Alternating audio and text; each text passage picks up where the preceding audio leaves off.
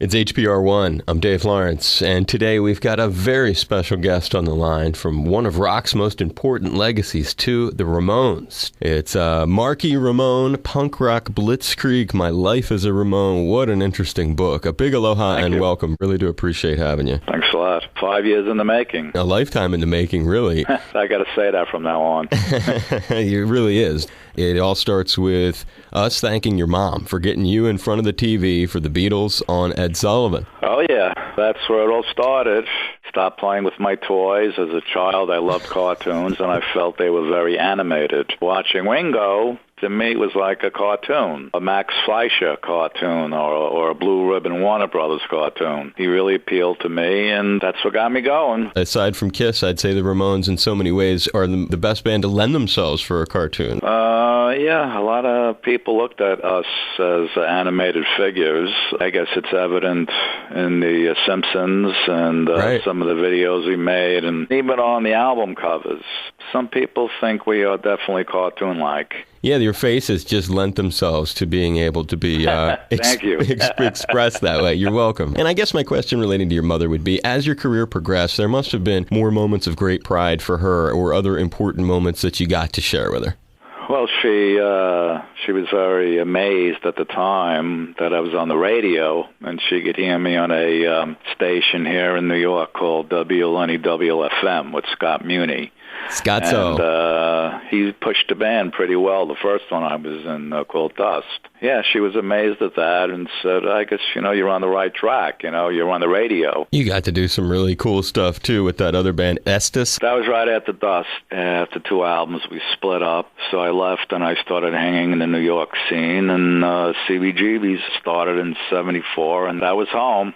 It led to the first audition with the Ramones, brief and successful. They all knew me from playing in Dust. They used to come down to the shows in the city when we would play. Eventually, all of us had a camaraderie, and I got to know Dee Dee very well, and occasionally sing Joey and Johnny and Tommy. But Tommy, after 3.5 years, wanted to leave.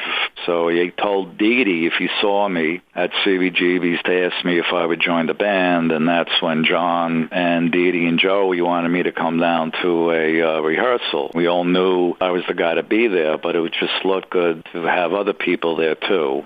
I mean, why not? You know what I mean? So it worked out. And that was the start of it. And the first song I recorded with them was I Want to Be Sedated. It's just, it's so epic, dude. How long did the assigned seats last in the tour van? Once we all agreed to the assignment, we definitely stuck to the agreement. We got used to our space, and that was it. Is that Johnny's thing? Well, it was basically how we all felt comfortably.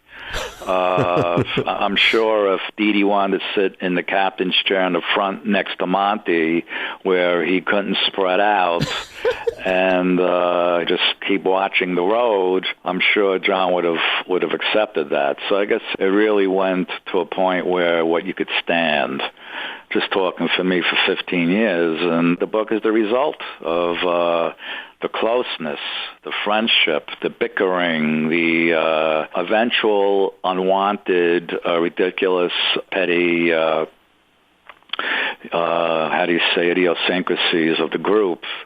Unfortunately, Joey and Johnny never really hit it off in any kind of business. There's always some kind of office politics. Quirks turn into big issues, and they're never really discussed or debated or anything, and they just fester. And that was the problem with those two. But I think that if we were all alike, it might have not really made the music that well.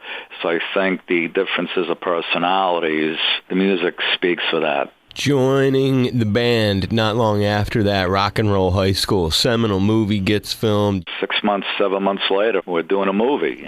It was very good to be in that because it brought a lot of curiosity seekers who became fans. They already did their 3-chord albums. They knew they had to do a little more this time, especially on their 4th album, which I was very happy to be involved with. It also sounded like Phil Spector spent a lot of time around the Rock and Roll High School set and around you guys at that time. Yeah, he did. When we played live, he was there, watching us, observing.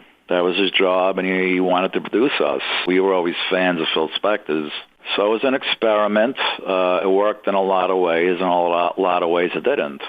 But we later on appreciated Phil's production and understood what his intention was to put two walls of sound together, and the strings and the horns and the percussion and piano and the organ and everything. Best Phil story? Maybe him waving a firearm around, maybe hanging with Grandpa Al Lewis from the Munsters at his house. What comes to mind? Well, Phil never pointed a gun at anybody. He had them. He had two of them. He had a license, and he usually would put them down, and he never intended to threaten or point the gun at anybody. He did with a few other people, but not with us. And I wanted to quell that rumor.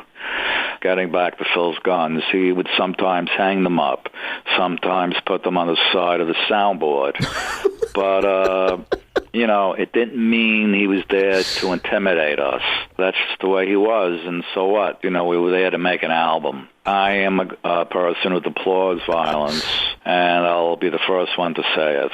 And I totally disagree and don't like the NRA. I'm not afraid to say it, not ashamed to say it. It's enough already.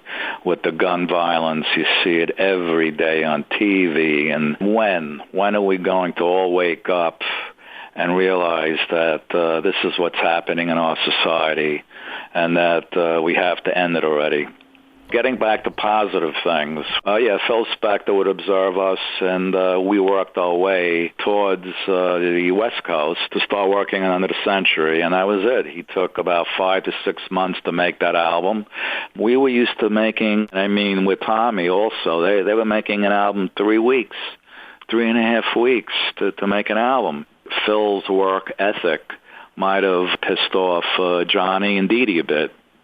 But me and Joey always had a good time with him. You got to spend some time with them later in life. You stayed with the Ramones till the very end. And Joey is the only guy I ever met. He was very sweet. I guess I just want to hear your favorite, most endearing Joey story, or something that when you think of it, it just reminds you of the great spirit that he had. Let's see. He had cancer, as we all know. He was making a solo album. He always wanted to make a solo album, which I can understand. He always liked the way I played. And obviously, he could have gotten anyone to play on it. He asked me to do it. I couldn't do the whole thing, because at that point, I had my own band. It was a lot of fun to make the album, and we had to take him out of the hospital and then bring him to the studio to bring him back to the hospital.